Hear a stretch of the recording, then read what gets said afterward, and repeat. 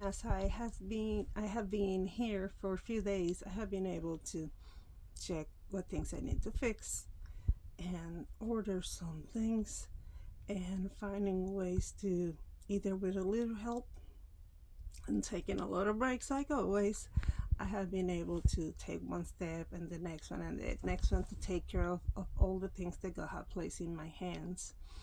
And I have been a little bit emotional battles because people who comes help me also wanted to see if I want to part ways with these things. And sometimes I feel like pressure about, and they don't need these things. They just think that it feels that they think that because I'm widow and everything else that I just don't want it, and they take advantage of that they could help me that way. And the approach comes like, hey, if you wanted to sell this thing, just let me know, as if I would just pretty much give them away, or come up with a price that it will be very low. And I'm not desperate, I can speak about my little check because it's not that little, but in it's not what they make. They're making three or four times what I'm doing. So I guess they're chasing opportunities on whatever, and I don't want to be mad about that. And I'm not mad. Sometimes I feel like everybody's coming for that, but I understand. I am kind of open of what I'm doing, what I'm going, because nothing like having conversations with whoever is in front of me as I am thinking what I am doing, what I need to do, and what I'm making happen with God.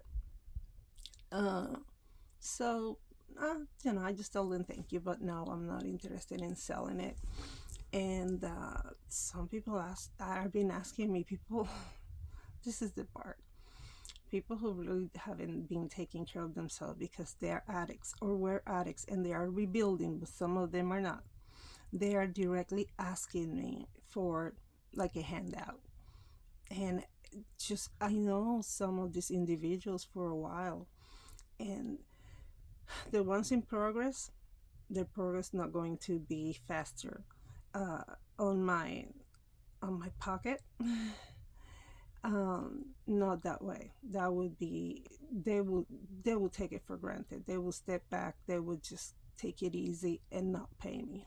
I know that because they are not there. They don't have the accountability. That's what the situation they're in. And the same way that I tell them about myself, I know about them. And other people talk. I know other people talk. You know other people talk. So mm, I am way more like, I don't have to buy relationships or any sort of things. So I am way more patient and to, like, I'm not scared to be open and sincere. And it's like I'm not super afraid of, oh, if somebody gonna come and steal, they're going to steal anyway. And it's always no. The things that have been taken away has been mostly in a deceitful way, right? Um, like an opportunity that they found, and they swear that they wouldn't do it because they want to do the right thing. Maybe that's what I wanted to think, but that's what they were expressing. But then they just went mad at me because I did not provide whatever else they wanted it. So they turned on me, and the little that they could grab and take, they took. And those are the things that it hurts because of the actions, but I just think. And the lesson, yeah, it was not could happen. So there was no lesson there. It's just learning that this particular person also is not accountable, and it was deceitful in so many ways. Well, that's up to God to deal with them because they were wanting to do this right thing, and the devil convinced them otherwise at some point. So now, a few days later, few weeks later, few months later, I'm in particular situations similar to with people that I have known for a little bit longer, but I don't know them so close. And I'm dealing with it knowing that God is with me. I prayed over my assets, my things that I, because I cannot provide so much safety. I cannot worry about those things. But when I'm making decisions like who I going to share something, especially valuable things, tools or cars or homes, things like that nature, food and time and little, yeah, that's with no say. So even a little bit money I could throw at certain things, certain issues that rises up, but money problems doesn't get solved with throwing more money at it, and we know that too. And I said we, it's like many of us, because me and people who I have talked and advices that I have been listening to, and just a reminder, I'm happy. I've been here, doing a little bit of more of the music, not in particular, but practicing. I have not been going back to sketch just yet or drawing. I have read the Bible, so I have learned a few more things as always, like randomly, and revisit the one that I already know. And cooking, there seems to be a lot of food again. And I've been getting crazy by getting like dairy products and honey.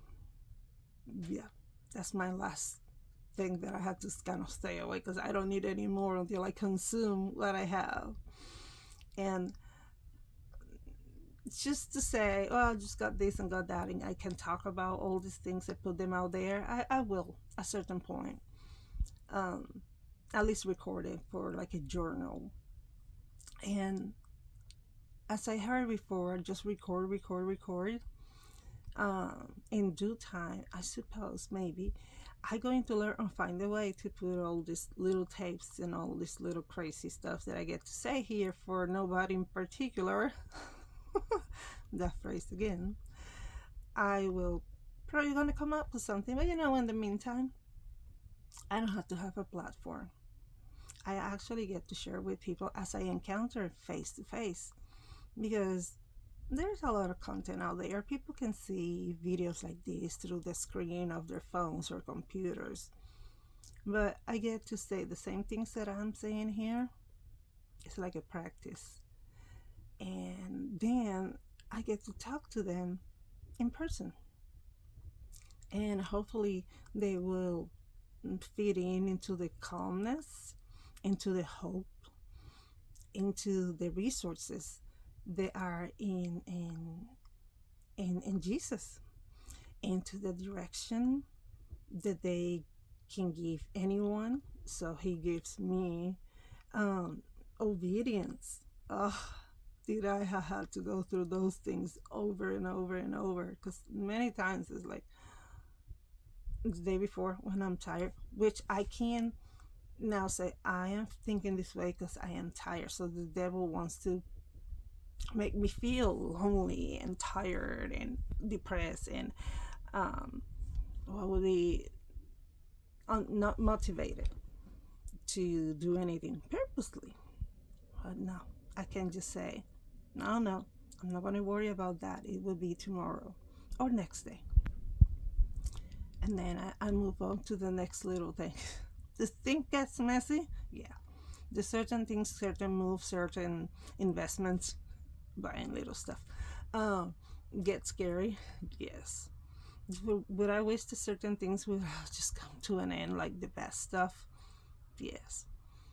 But they are there, and they're going to be there until God says otherwise. So, what I have been living is on this being still and waiting on God, and feel the joy and the peace that it makes me happy. Um, it makes me calm. It makes me more fruitful. It makes me more hacendosa. Like I can do more things when I'm not stressing out, even if it's completely in no order in particular, and not exactly planned in A, B, and C's. There are random things that have been in my hair for a very long time. Things that rises up, new problems, new issues with plumbing and sewer and cars. But through all that, I get to learn a little bit more and put in practice what I have learned together and to organize all the information that I had before in the way that at this particular time, whatever it happened, whatever can be fixed, whatever needs to wait for later, it just falls into place. Even if it looks like a mess. That thing when your life to seem to falling apart is actually falling about like back together. So my day, my minute, my hour, when it seems to falling apart sometimes, it's actually falling back together. I got a lot of things to do, so, or things that I would like to do. Slowly but surely, because now I want to make sure that I probably gonna make it to this event named Thorn in some city close by here. Anyway, we'll see if I can make it. We'll see if I can record, because there's something else that got stopped me. Like at some point I thought, oh, I would be making all these recordings and I would be uploading them. Uploading is fun, but I will be posting it because I like posting them right away. It's like a gift.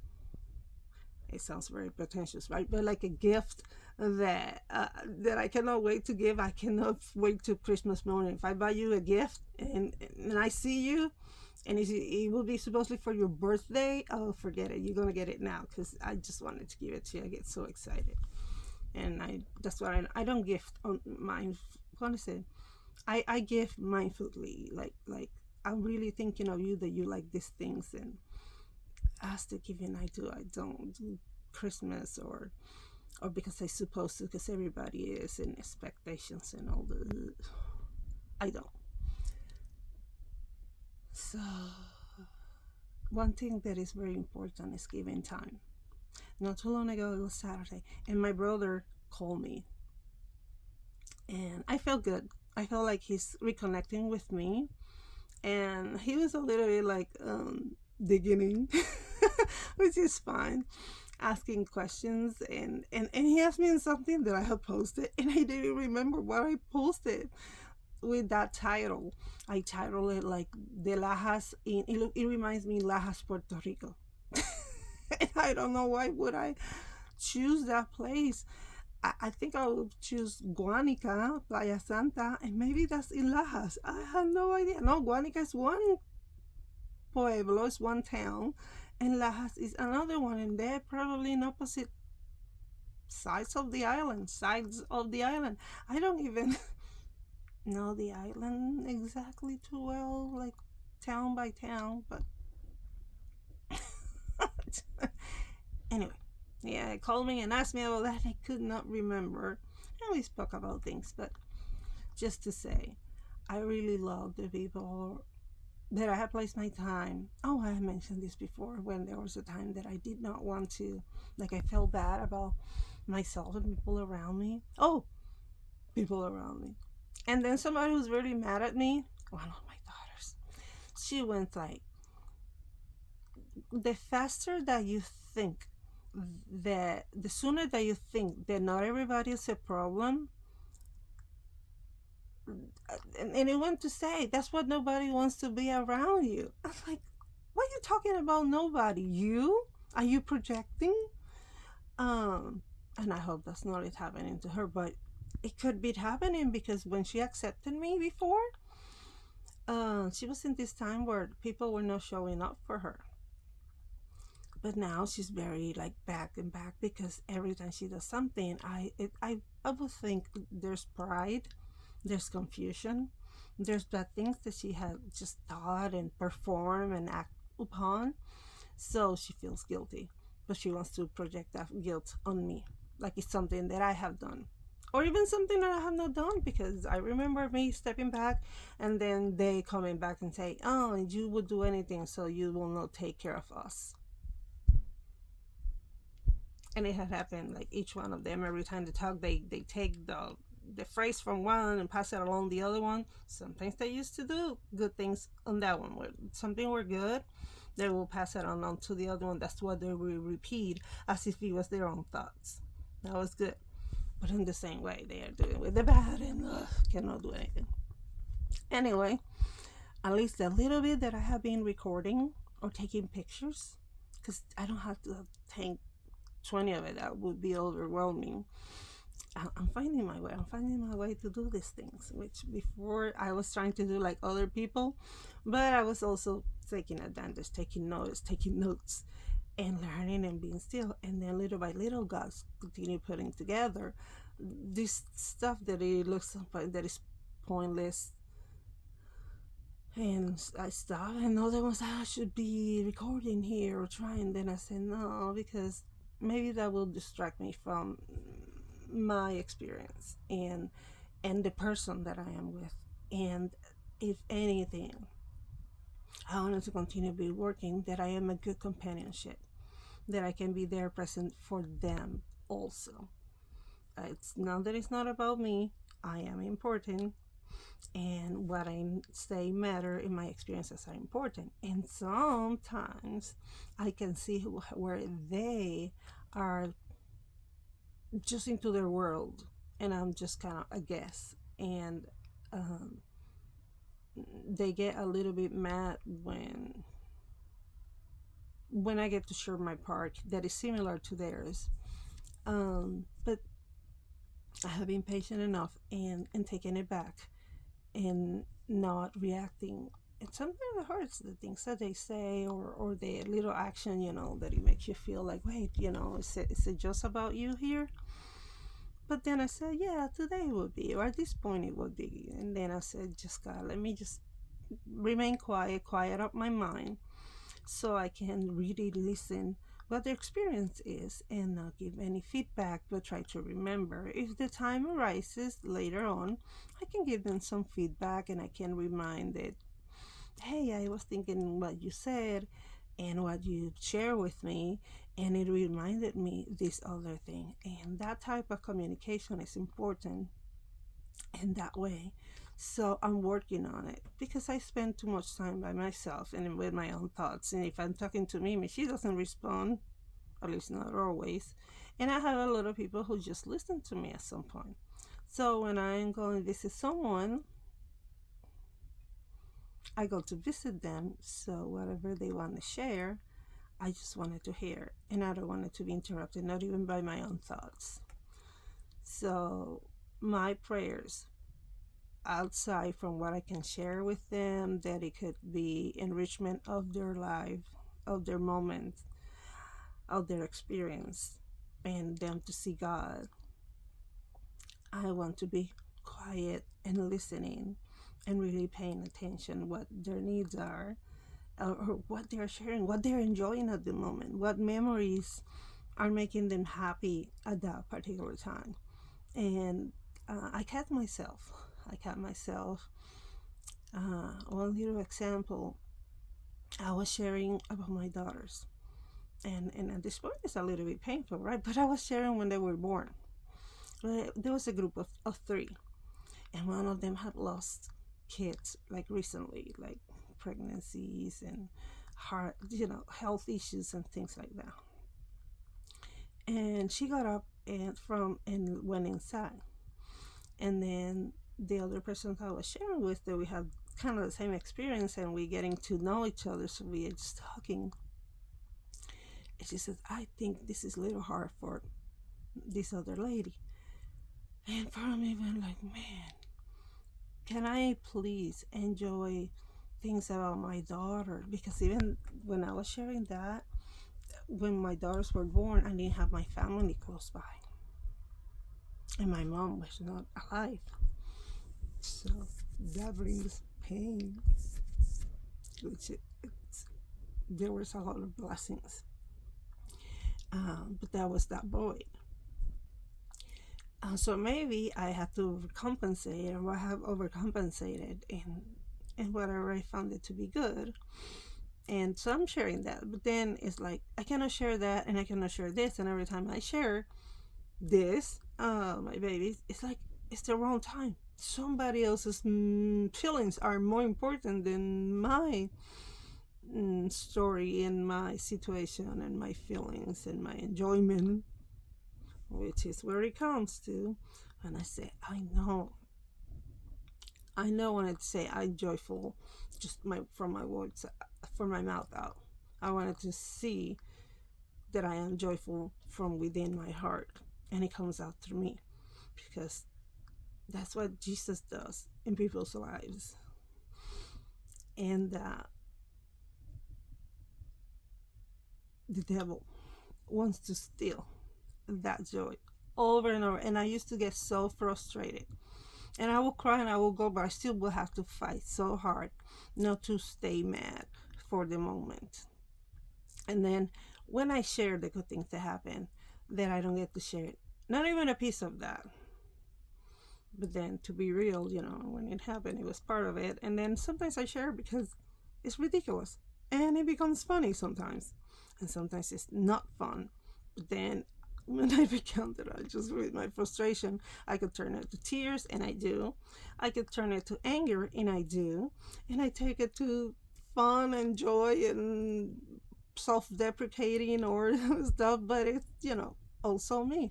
But all of those tears, being loud, or being joyful can be misunderstood or just criticized by the person you're sharing with, because you don't know what triggers them at that particular moment. Even when you know them, or you think you know them, sometimes it's part of the experience of to be sharing time with them.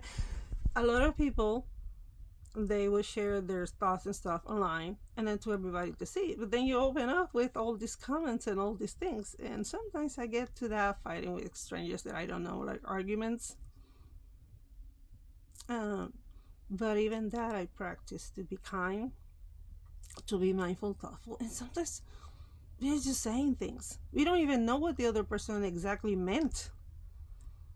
And undoubtedly, they don't even know what I meant, because their responses are kind of, they're just saying, they're just writing things down. Of course, there's sometimes that you can see people that are completely wrong, and it's okay to argue a little bit back, write something. I just ask God to write it in kindness. When I hit likes and hearts on other people's comments, because it's exactly the response that I would have had, I don't hit likes to everybody who is in disagreement with this particular person, because some people just go into the personal attacks. And on those, I have been very mindful not to like, just to pass on and continue reading and looking for the ones that I would agree with. And that's how I spend some of my time. Other times, the Holy Spirit will prompt me to write these things, and they just come out so nice. When I try to do it on my own, oh my goodness, the grammar and everything goes really crazy, and that's what a lot of people would refute. But I have found out when God, sometimes I don't want to, sometimes I'm busy, then I'm tired and headaches, my fingers hurts, I don't want to be on the phone. And God goes like, no, now. And I write, and often when the argument just goes on and on and on, because the other person can feel the Holy Spirit, but they get to choose who they're going to listen or go by. They also get to hear the whispers of Satan. So some people just, will go and argue and all this stuff, and I am not gonna get into that class of debate for hours. I don't get paid for it. I don't have the mind, the care. It's not gonna go anywhere. It goes somewhere else. So I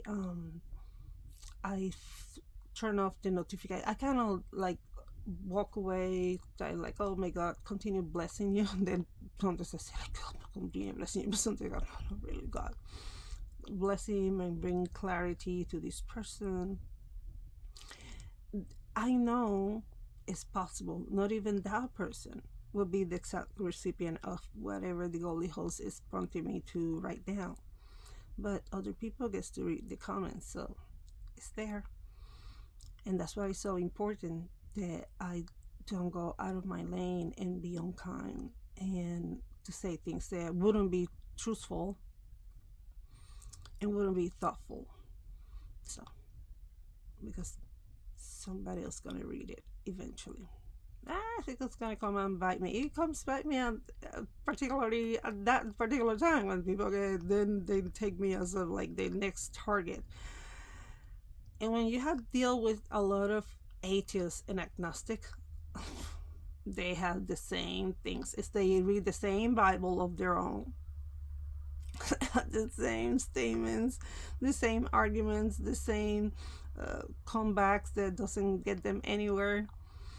It's like they live their life in reverse. But